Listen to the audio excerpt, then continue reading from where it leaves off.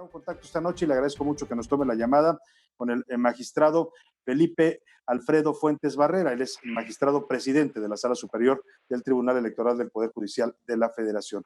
Qué gusto saludarlo, magistrado. Muy buenas noches. Estimado Salvador, muy buenas noches. Gusto en saludarlo también a usted y a su apreciable auditorio. Qué gusto. Oiga, pues empecemos. Que me den ese espacio tan importante. Al contrario.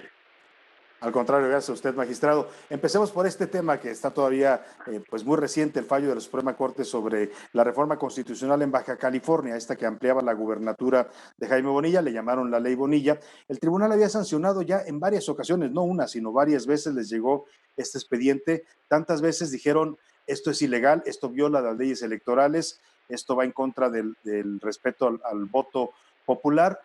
Finalmente la Corte les da la razón en este caso. Sí, Salvador, la evolución del asunto efectivamente pues sí llevó un tiempo considerable. Tenemos el primer antecedente. Recordemos que la Constitución Federal se reforma en 2014 y establece la obligación de las entidades federativas de hacer concurrentes algunas de sus elecciones con la federal. De tal suerte que Baja California no es la excepción y realiza una reforma constitucional el 17 de octubre de 2014. Incorpora un artículo octavo transitorio a su constitución local y dice en este artículo que el gobernador electo iniciaría el 1 de noviembre de 2019 y concluiría en su ejercicio el 31 de octubre de 2021. Recordemos que la jornada electoral se celebró el 2 de junio de 2019. El problema aquí es que después de realizada la jornada electoral hubo una modificación a este artículo octavo transitorio para que de los 2 años que establecía originariamente se pasara ya a un periodo de 5 años. Ese fue el problema. Previamente había existido una serie de impugnaciones ante nosotros, cuestionando el que fuera de 2 años el periodo, diciendo que era inconstitucional. Fuimos resolviendo una serie de recursos. Recordemos que el Tribunal Electoral del Poder Judicial de la Federación solo tiene facultades para declarar la inconstitucionalidad de una norma e inaplicarla a un caso concreto. Cuestión diferente de competencia tiene la Corte. La Corte sí puede decir una ley es inconstitucional y expulsarla completamente del sistema jurídico. Y eso fue lo que pasó. Nosotros fuimos resolviendo casos concretos, en donde fuimos desechando estas peticiones de ampliación, hasta que llegó ya esta modificación ampliando el plazo. La ley establece que nosotros debemos darle una opinión a la Suprema Corte de Justicia de la Nación, que es una opinión que orienta a las señoras y señores ministros. Así se hizo, y nuestra opinión fue en el sentido de que esta reforma resultaba inconstitucional, porque precisamente violentaba el principio de certeza, la seguridad jurídica, que se privaba a los ciudadanos de ejercer su voto de manera universal, libre, secreta y directa, porque fue el Congreso el que modificó el plazo cuando el electorado había votado por 2 años. Nuestra opinión se hizo llegar a la Suprema Corte de Justicia de la Nación, integra su expediente con el resultado que sabemos aconteció en días pasados. Ahora, el fallo de los ministros, este fallo unánime, magistrado, pues va más allá incluso de lo que ustedes recomendaban en esta opinión. Ustedes hablaban de una afectación a la certeza de los procesos electorales, a la legalidad, al voto popular, pero el fallo unánime y este argumento que esgrime el ministro presidente Arturo Saldívar diciendo es un fraude o intentó ser un fraude a la Constitución, sienta un precedente fuerte sobre este tipo de casos. Sí, desde luego, la visión del señor ministro presidente fue en el sentido de que se trata de una cuestión de un ilícito constitucional. Él advierte este tipo de fraude y así se manifiesta en su voto cuando hace uso de la palabra.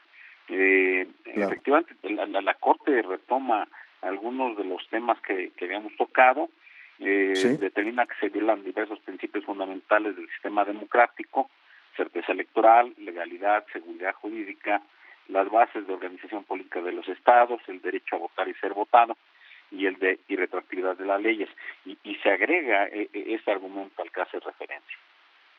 Claro, magistrado, hay un tema importante en estos momentos. El INE anunciaba ayer que van a controvertir constitucionalmente este fallo que ustedes dieron sobre el decreto del presidente López Obrador que les regresó tiempos de radio y televisión a los concesionarios de esta industria como una forma de devolverles impuestos que se les cobraban por esta vía. El INE dice que no está de acuerdo con esto, que lo va a aplicar, pero ha puesto ya una controversia constitucional que piensa llevar ante la Corte. ¿Qué piensan ustedes de esto? Ustedes habían validado este decreto, decían que era completamente apegado a derecho el decreto del presidente para devolver estos tiempos de radio y televisión. Sí, te explico, Salvador, rápidamente. Se emite ese decreto del Poder Ejecutivo Federal el día 23 de abril del 2020. Ahí se autoriza a la Secretaría de Hacienda y Crédito Público a recibir de los concesionarios de estaciones de radio y televisión el pago del impuesto, que se indica con un ajuste en la forma de pago. Recordemos que este decreto tiene sus raíces desde 1969, en el periodo del entonces presidente Gustavo Díaz Ordaz, que autoriza a recibir de los concesionarios de estaciones comerciales de radio y televisión el pago del impuesto correspondiente en especie. Su historia evoluciona, se da un nuevo decreto con el entonces presidente Vicente Fox Quesada, el 10 de octubre de 2002, se habló del acuerdo señalado y se prevé una nueva forma para que se dé cumplimiento a la obligación fiscal que establecía este primer acuerdo. El tercero, pues como te decía, se emite el 23 de abril de 2020. ¿Qué es lo que sucede? El Instituto Nacional Electoral considera que a través de este decreto hay una violación a la Constitución en cuanto a su ámbito de atribución, y es por eso que interpone esta controversia constitucional. Claro. Esto está en la cancha de la Suprema Corte de Justicia de la Nación, quien está tramitando el expediente. ¿Qué se nos presenta a nosotros, Salvador? A nosotros se nos presenta una inconformidad por parte de dos partidos políticos que impugnan el decreto tal como te lo estoy narrando. Lo impugnan en su contenido de manera abstracta, sin un acto concreto de control. Es decir, sin un acto que le dé ejecución a este decreto. Nosotros analizamos, no hay un acto concreto, analizamos el decreto en general y lo que vimos es que se trata de un decreto que tiene una naturaleza fiscal porque impone una obligación de pago de una contribución y lo que se modifica es la forma de pago. Entonces, así en lo general es una situación que vimos es de carácter fiscal. Eso sin perjuicio de que con posterioridad el INE creo que, o tengo entendido que va a tener una sesión el próximo viernes en donde va a determinar si se ajustan los tiempos que tienen los partidos políticos como prerrogativa. Eso lo veremos, será otra historia, se verá si se puede o si se va a impugnar por parte de quienes se interesen en impugnarlo y tendremos que analizarlo en su momento. Pero el INE no impugna nuestra sentencia, el INE lo que impugna... No es la sentencia de ustedes. Así es, no impugna nuestra sentencia, sino que impugna el decreto mismo y se va directamente a la Suprema Corte de Justicia de la Nación. Magistrado, pues la verdad quisiéramos seguir platicando muchos más temas con usted. Se nos queda por ahí el juicio en línea, que van a hacer ahora juicios en línea. ¿Nos explica brevemente esto? Porque tenemos que ir a una pausa ya. Sí, Salvador, rápidamente. Mira, precisamente la pandemia, una de las lecciones que nos deja es que estamos entrando a un mundo diferente al que estábamos acostumbrados antes de este proceso que perjudica la salud de todo el mundo. ¿Qué es lo que sucede? Pues tenemos que trabajar de manera virtual. La digitalización está muy presente. ¿Y qué considera el tribunal? Pues que es necesario que la justicia también vaya hacia ese camino. Estamos privilegiando el acceso a la jurisdicción, consideramos que es una manera de que todos los ciudadanos cuenten con la posibilidad de acceder a la jurisdicción del Tribunal Electoral. Los partidos políticos, etcétera, quienes se vean afectados y decidan impugnar, que cuenten con la posibilidad de promover de manera remota sus recursos. Estamos trabajando en una primera etapa para implementarlo respecto de ciertos recursos, para después caminar hacia generalizarlo, que sean todos los ciudadanos los que puedan promover. Esto es como una opción, Salvador, porque la ley tendrá que ser ajustada. Seguramente el legislador será muy sensible a este tema, pero el tribunal lo está construyendo como una opción, con una plataforma propia que construyó nuestro personal. No nos va a costar ningún licenciamiento ni nada por el estilo. Estamos haciéndolo amigable y sencillo para los usuarios. Pues vamos a ver cómo funciona. Pueda promover.